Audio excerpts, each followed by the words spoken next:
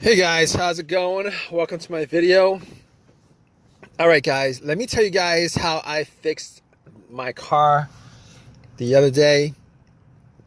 So I was out at the park, did a 1 hour jog, came back to my car, ready to go home, try to start it. It cranked, but it did not turn over. It kept on cranking, but it did not turn over. And I must have tried to crank it at least, I would say like 15 times within the course of me trying to figure it out, what the problem was. All right. So I'm like, okay, what could this situation be, considering I did change the battery up. I changed the battery maybe 2 months ago. It's got a brand new battery. It's not the starter. I know 100% it's not the starter. Obviously, it cranks. The starter cranks the car. It cranks. So I'll rule out the starter. Everything having to do with the starter, ruled out. And basically, it was a strong crank. So I was pretty sure it wasn't the battery. But just in case, I turned on the light. The headlights went out. See how bright they are, and they were pretty bright. So I was like, it probably isn't the battery. I was thinking maybe I had a defective battery, but I was pretty sure it wasn't the battery. All right, it wasn't a slow crank. It wasn't like, it wasn't a slow crank. It was a strong crank. But here's what I did anyway. I actually got my power pack, put it on, and try to crank it that way, just to make sure it's 100% not the battery. And it cranked. It wouldn't start. Did the same thing. Definitely wasn't the battery. And on top of that, I was looking around just to make sure that my terminals were clean and tight, because I did clean the terminals. I did tighten them up 2 months ago. I didn't think that it was going to be corroded after 2 months, and they weren't corroded after 2 months. So I was like, all right, okay, I know what the obvious is, but I'm going to go through these steps, just to make sure that I pretty much troubleshoot the easiest things, and then I'm going to go to, the bigger issues. So at that point, I knew it wasn't the starter. Obviously, it's not the alternator. I ruled those things out. You guys, in this situation, you guys don't want to start ruling things out as what the issue is. It won't be the starter. If it's a strong crank, it's not the alternator. If it's a slow crank, wait. If it's a strong crank, it's probably not the battery. If it's a slow crank, it's possible that it is the battery. But just to rule it out, you guys should probably at least try to give it a jump.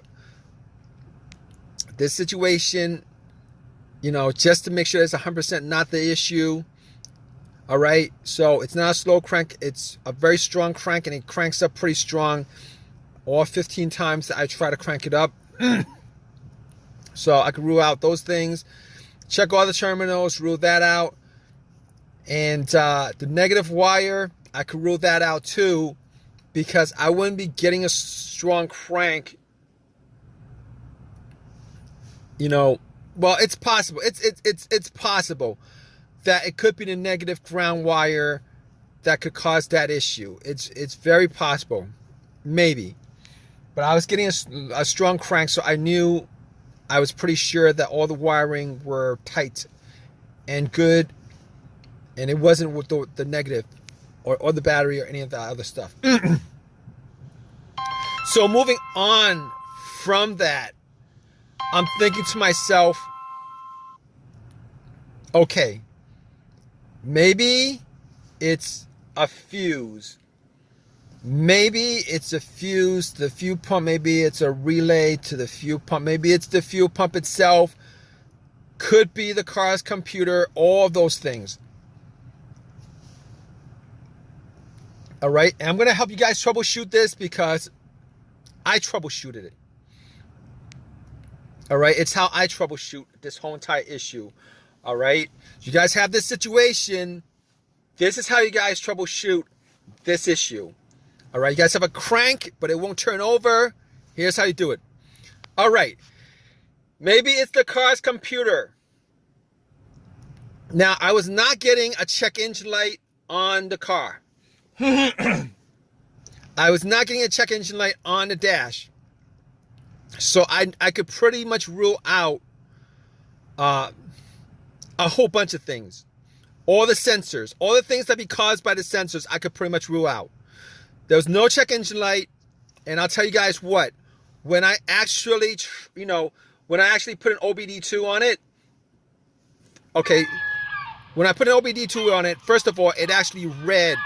It ran through the scan, gave me a whole readout. So I knew that it was probably not the car's computer to begin with.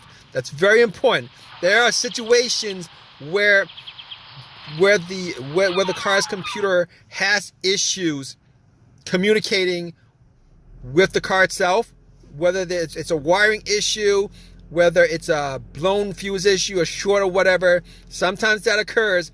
And when that occurs, it will cause the car to crank but not start. All right, and there's a whole host of things I could run down with this, but I could rule out that.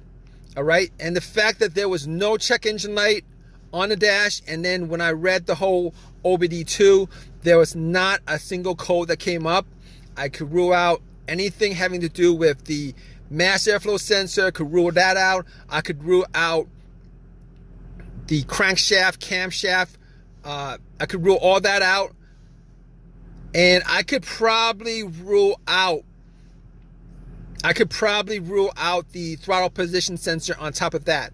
So if you guys are probably thinking it's probably one of those sensors that's causing it, one of those things that's causing it, if it's not coming up, if you guys don't have a check engine light with this with this crank but no start issue, it's a crank but no start issue, you guys probably rule out all those things that has a sensor connected to it, which is a whole host of things. All right, and this situation pretty much simplifies a whole lot of things as far as troubleshooting this issue is concerned with a crank no start issue.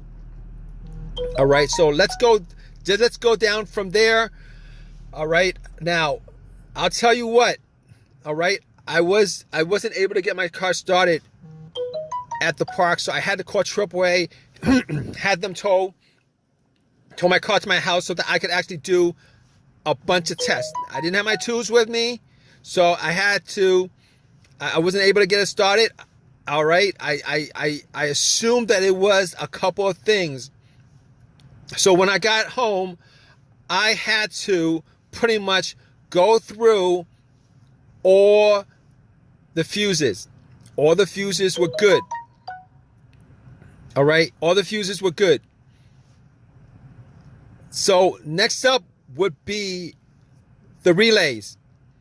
I assume in this situation that it was probably either going to be a fuel issue, like maybe a relay or a fuse connected to the fuel pump that would cause this situation. All right, so I tested out all the fuses. It wasn't that.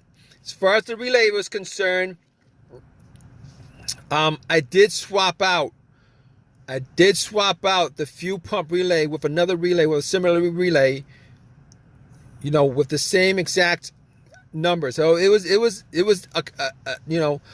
did swap out one of the relays for the fuel pump relay, and that didn't do anything as far as that situation is concerned. So at that point, I was thinking, all right, I got to figure out whether it was the fuel pump that was causing this situation. All right, definitely was sure it was not the relay. And on top of that, I actually took off the line for, the part of the fuel line, just to see whether there was any fuel getting pumped out. There was no fuel pumping out. And on top of that, I actually did not hear the fuel pump prime. All right, when I turned it on to the on position, did not hear any kind of priming coming from the fuel pump. So at that point, I knew that it was probably the fuel pump that was the issue. In fact, it was the fuel pump that was the issue.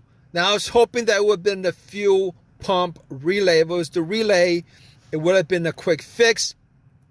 However, since it was the fuel pump, it took an hour or two for me to replace it.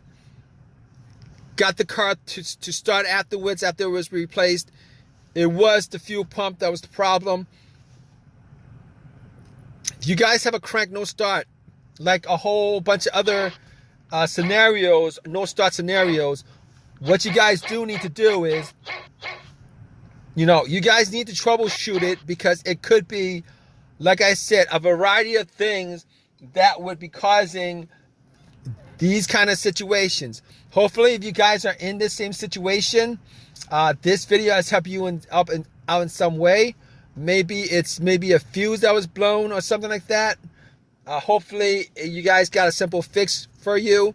But that was my whole entire the whole entire scenario happened because the fuel pump needed to be replaced. All right, guys. If you guys have any comments on this, please drop a comment in the comment section. Please give me a thumbs up, and please subscribe, guys. All right, take care.